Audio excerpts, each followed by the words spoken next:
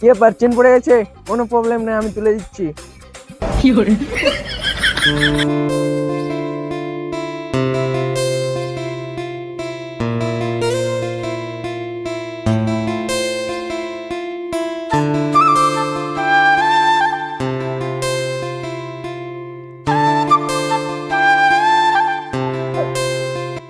আরে কি হয়েছে মা? উঠো উঠো উঠো। আরে অনেকটা তো হাত কেটে গেছে।